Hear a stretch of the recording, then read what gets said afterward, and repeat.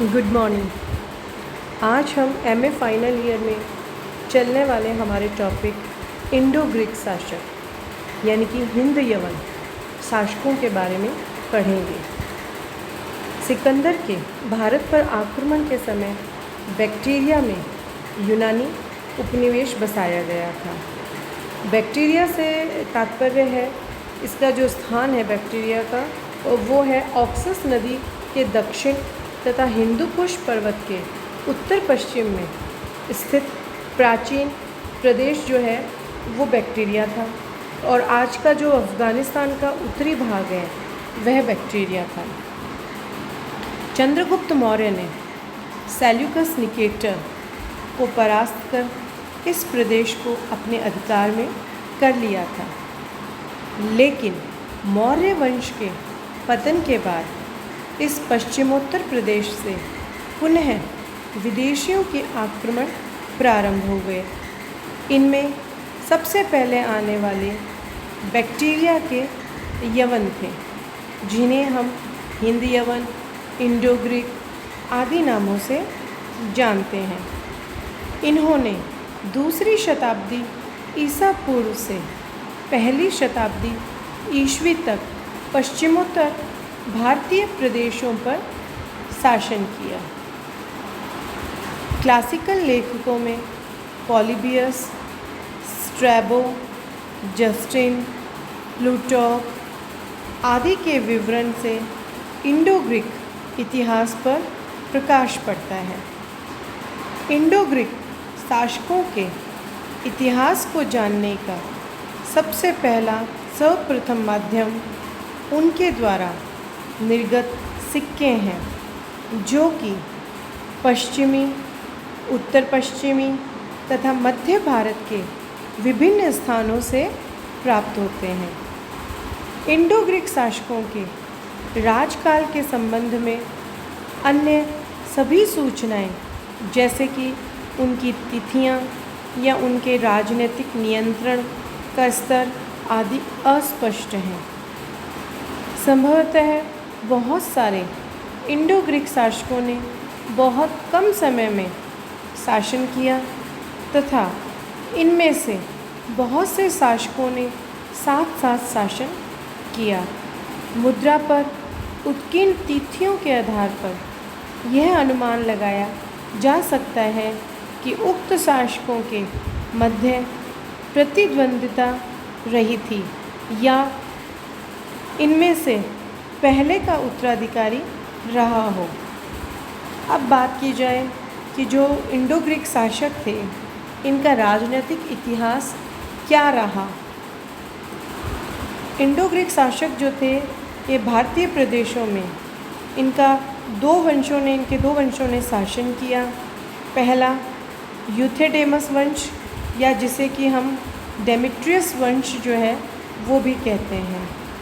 इनका जो क्षेत्र था वह था झेलम से मथुरा तक, और इनकी जो राजधानी थी वह थी शाकल।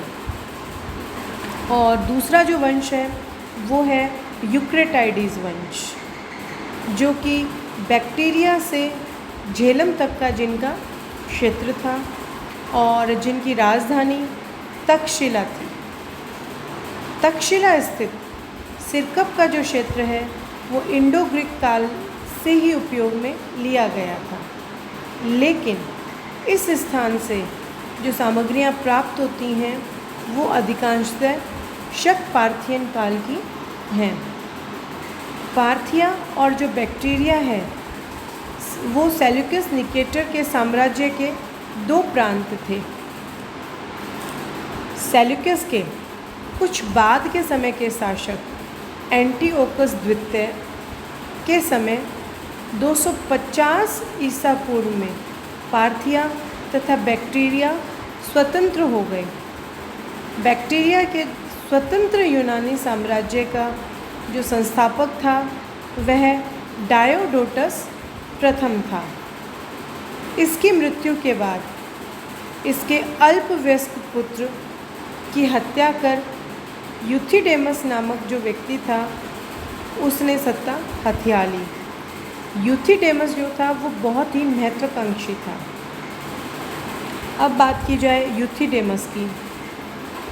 रोमन लेखक जो है पॉलीबियस, उनके अनुसार 208 ईसा पूर्व में सीरियाई सम्राट एंटीओकस तृतीय ने यूथिडेमस की जो राजधानी थी बेक्ट्रा नगर, उसका घेरा डाल दिया और अंततः संधि के द्वारा उसने यूथिडेमस को बैक्टीरिया का स्वतंत्र शासक मान लिया।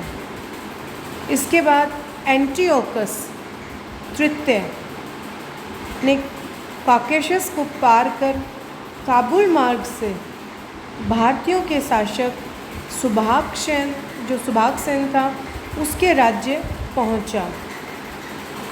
बच्चों, यहाँ कॉकेशस जो है इससे तात्पर्य हिंदुकुश पर्वत से है और जो सुभागसेन के राज्य में जहाँ पहुँचे थे वो समय 206 ईसा पूर्व का था।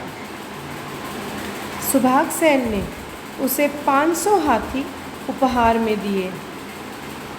संभवतः यह भारतीय शासक अशोक का कोई उत्तराधिकारी था। अब बात की जाए डेमेट्रियस की।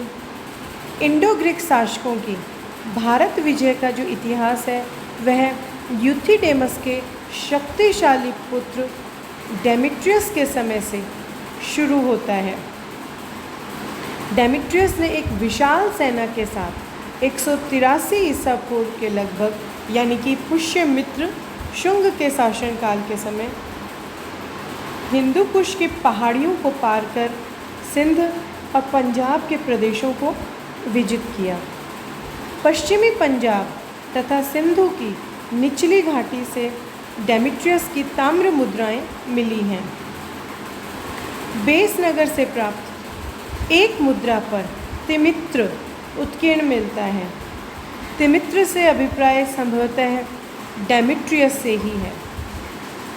क्रमदेश्वर के व्याकरण तथा पतंजलि के महाभाष्य में दत्तमित्र नामक नगर का उल्लेख मिलता है जो सौवीर में स्थित है।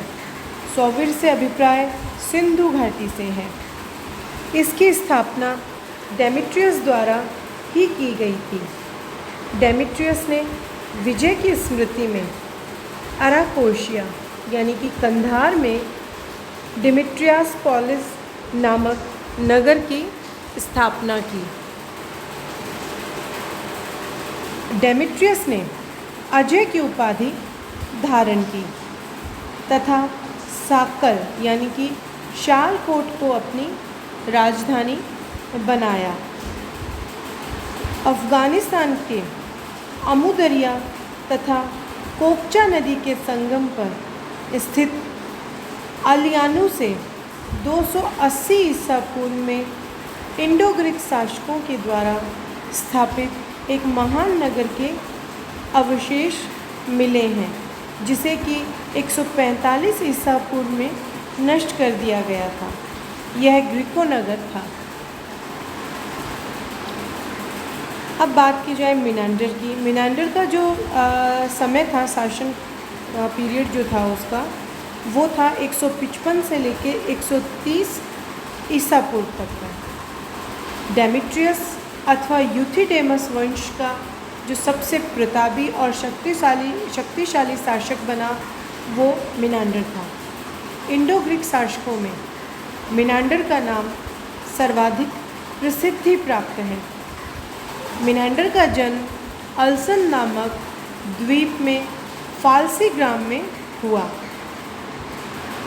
जो टान महोदय हैं उनके अनुसार मिनांडर रक्त से राजवंशीय नहीं था। अपनी इस जन्म त्रुटि को दूर करने के लिए उसने डेमेट्रियस की जो बेटी थी जिसका नाम एगाथेल्किया था, उससे विवाह कर लिया। मिनांडर की राजधानी शाकल यानी कि सियालकोट जो है वो थी। ये जो शाकल जो है ये नगर अपने व्यापारियों, दुकानों, बहुमूल्य वस्तुओं तथा प्रासाद के लिए पृथ्वी पर साक्षात स्वर्गलोक के समान बताया गया है। शाकल शिक्षा का भी प्रसिद्ध केंद्र था। यह वैभव और ऐश्वर्य में पाटलिपुत्र से समता रखता था। रे अभिलेख जो कि फतेहपुर यूपी जो है वहाँ से मिला है और इसकी खोज जी.आर. शर्मा ने की है। ये जो अभिलेख है ये भी मिनांडर से संबंधित है। शिवकोट या शिनकोट जो कि बाजौर घाटी से मिला है, ये जो अभिलेख है यह पाकिस्तान के उत्तर पश्चिमी सीमांत क्षेत्र यानी कि पेशावर में स्थित बुद्ध के एक धातु गर्भ मंजूषा अवशेष से प्राप्त हुआ है। इसकी स्थापना मिनांडर द्वारा की गई थी। इस लेख में उसके 2 गवर्नरों विवेकमित्र तथा विजयमित्र का उल्लेख मिलता है। पेरिप्लस के लेखक के अनुसार मिनांडर के सिक्के भड़ोच यानी कि बेरी गाजा में चलते थे। मिनांडर की जो मुद्राएं हैं वो सिंध प्रदेश तथा सोनीपत जो कि हरियाणा में स्थित है, स्वात घाटी तथा बाजौर घाटी से भी प्राप्त हुई हैं। मथुरा से उसकी तथा उसके पुत्र स्ट्रेटो प्रथम की मुद्राएं प्राप्त हुई हैं। स्ट्रैबो के अनुसार उसने सिकंदर से भी अधिक प्रदेश जीते थे तथा हाईफेनिस यानी कि व्यास नदी को पार कर इसेमस यानी कि यमुना नदी तक पहुंच गया था। इस प्रकार हम कह सकते हैं कि अपने उत्कर्ष काल में मिनांडर का राज उत्तर पश्चिम में कपिशा तक तथा पश्चिम में सिंध तक, दक्षिण पश्चिम में भड़ोच तक तथा पूर्व पश्चिम में मथुरा तक विस्तृत था।